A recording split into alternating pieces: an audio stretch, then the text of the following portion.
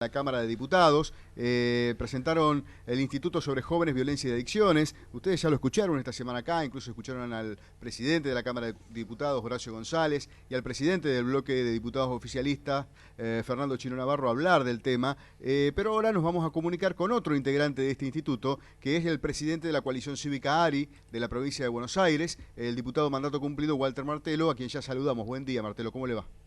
Buen día, un gusto, ¿cómo están?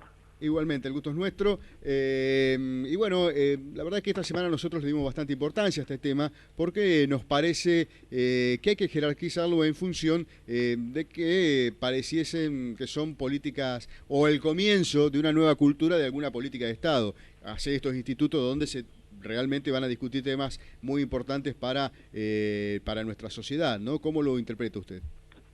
Sí, de la misma forma. La verdad que es la primera experiencia en la Argentina que un ámbito legislativo formula una propuesta o empieza una propuesta, a desarrollar una propuesta de manera plural, porque está integrada por distintas personas de distintos signos políticos, con el principal problema, como usted bien decía, que nos aqueja a los bonaerenses y a los argentinos en general, ¿no? Que es el tema de la violencia, de los jóvenes y las adicciones. Uh-huh.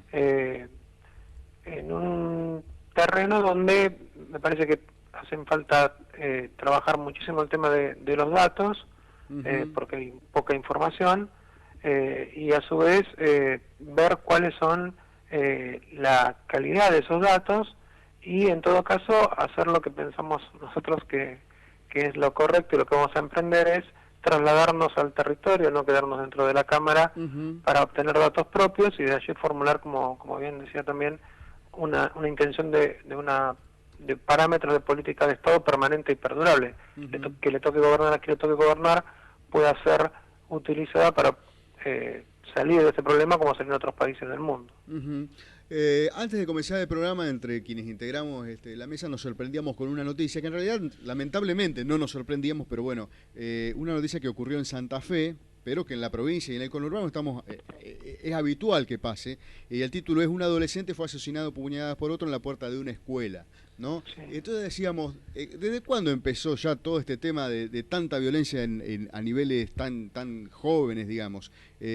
Bueno, ¿ustedes cómo lo ve? Porque usted es del conurbano también, estas cosas Sí. las debe conocer perfectamente, ¿no? Que pasen, que Sí, suceden. lamentablemente. Sí. Sí, mire, yo creo que hubo un quiebre en la sociedad a partir de los años 90, donde se perdió aquel paradigma de que era un valor el salir a trabajar, el salir a estudiar, Uh-huh. que el exitoso era el más vivo, ¿no? Uh-huh. Alimentado también por un poco por los ejemplos que teníamos de aquellos gobiernos y de aquel entonces. Uh-huh. Obviamente se profundizó en el año 2001 cuando ya la cuestión derivó hacia lo que todos sabemos, ¿no? La crisis del 2001 desató que muchísimas personas perdieran su trabajo, casi 2 generaciones no conocieron el trabajo o no vieron hijos que no vieron salir a sus padres a trabajar. Uh-huh. Y desde allí en más me parece que la irrupción del fenómeno de la droga Uh-huh. agravó todo este cóctel, ¿no? Un cóctel de exclusión, Uh-huh. de marginalidad y obviamente con este problema. Ahora, lo que también hay que decir es que lamentablemente este fenómeno de violencia, como el que usted relata de ayer o de hoy, Uh-huh. tampoco es, ya a esta altura es exclusivo de los sectores más humildes, ¿no? También Uh-huh. se da en las clases medias y medias altas. Uh-huh. Lo que es aún peor, porque se supone que son aquellos sectores más instruidos, más que tienen, digamos, las cuestiones básicas resueltas. Uh-huh. Pero me parece que hay un fenómeno de violencia que hay que estudiar seriamente y que hay que empezar a atacar. Uh-huh. Ahora, digamos, esta cuestión de la violencia ha contaminado absolutamente todo, ¿no? Uh-huh. Uno ya no puede ir a ver un partido de fútbol, Es cierto, está en las escuelas, está, digamos, cuando uno lleva a un chico a hacer algún deporte, hay una carga de violencia en la sociedad muy fuerte. Uh-huh. Que yo creo que tiene que ver con la poca expectativa que se tiene sobre la posibilidad de resolución de los conflictos más graves que hoy padecemos. Pero bueno, hay que revertir esto rápidamente porque la verdad que nos estamos convirtiendo una sociedad muy, muy compleja, ¿no? También da la sensación como que hay... Ayer lo hablábamos en este mismo espacio con el diputado Mauricio de Alessandro, por otro proyecto que había presentado él sobre trapitos y esas cuestiones, pero decíamos, bueno, uno por ahí puede hacer la mejor ley posible, pero después a veces como cuesta ponerla en práctica, ¿no? Es como que no está funcionando el Estado como entre todos los poderes como corresponde.